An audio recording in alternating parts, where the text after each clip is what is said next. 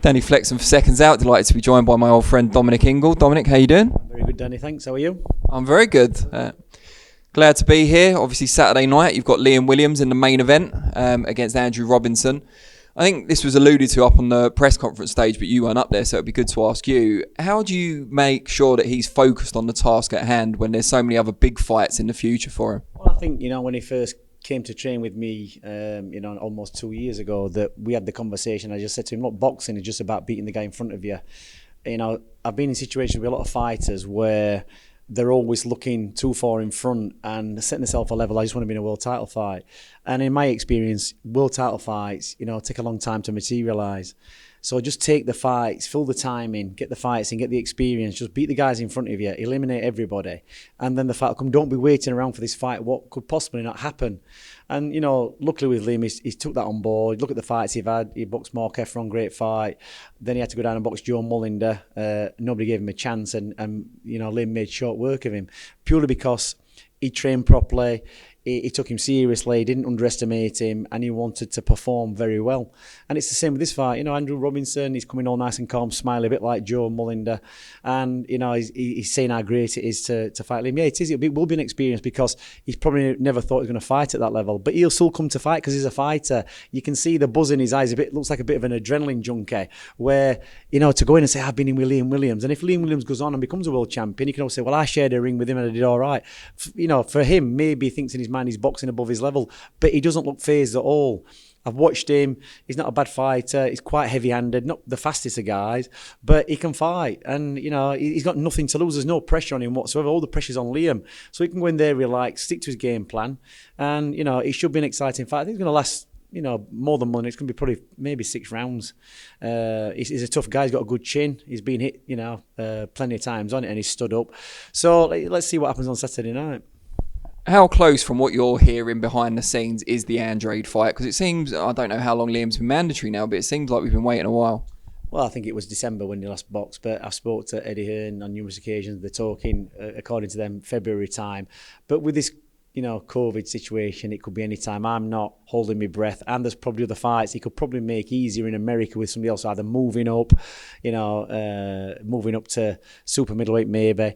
There's other fights he can make, and he would probably make any other fight apart from Liam Williams. It seems like a bit of high risk for little reward. So there's probably bigger fights that he could make. So let's wait and see. They're talking February time. Personally, I'm thinking that April, May, if it's going to come off with Andrade, I think there's going to be other options for them. And the WBO are never the ones for enforcing things strictly. So as long as Liam Williams is kept active, and this fight is trained for this fight like it's a world title fight.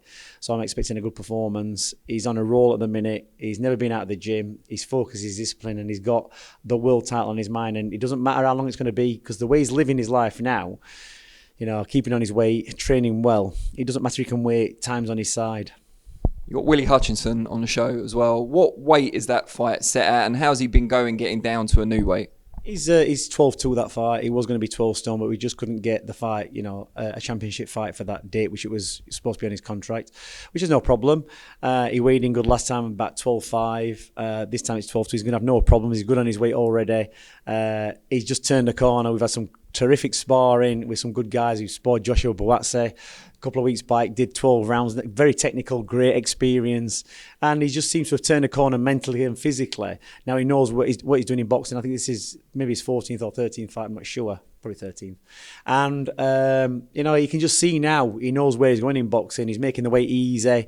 He's eating plenty of food, and he's happy, it's about a happy fighter, they're dangerous. And we were talking about a title fight in December, the last show of the year. Hopefully that can be made. I'm not sure what title's going to be, but he's keen, he's in the gym, he's enthusiastic, he's loving boxing at the minute, he's keeping busy. It's his second fight, in the lockdown, and hopefully we're going to get one in before Christmas. That's going to be 3 before the year's out. So he's very enthusiastic, he's loving boxing at the minute, and all systems go for Willy Hutchinson. What's the latest on Kell Brook? Last time we spoke to you, he was out in Future Ventura. Is he still out there? Have you had much contact? He's back.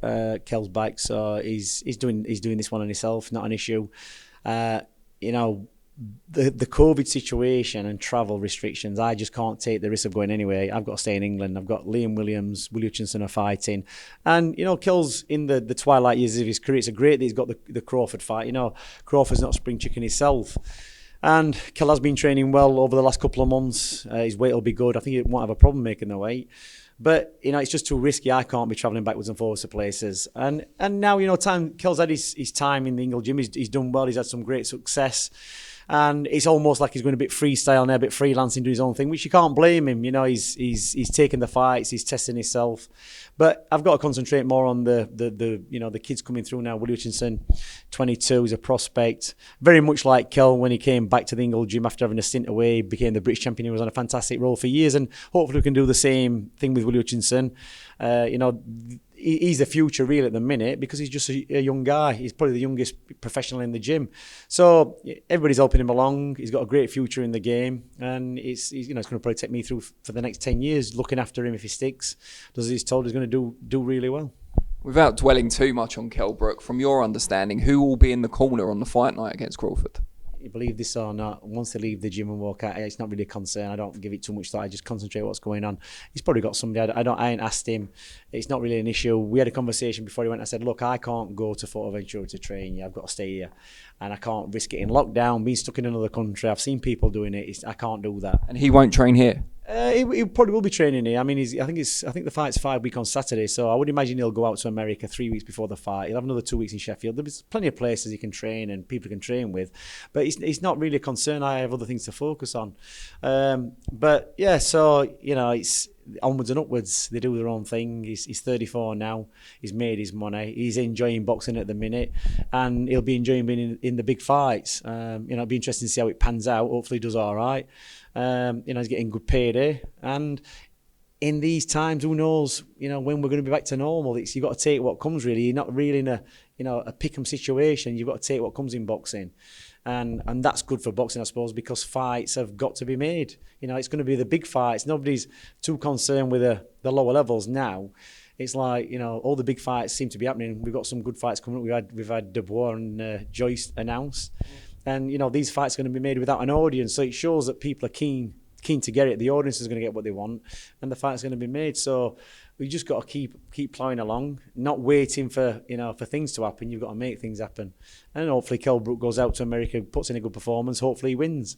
It'd be great if he can. It'd be a big turnaround.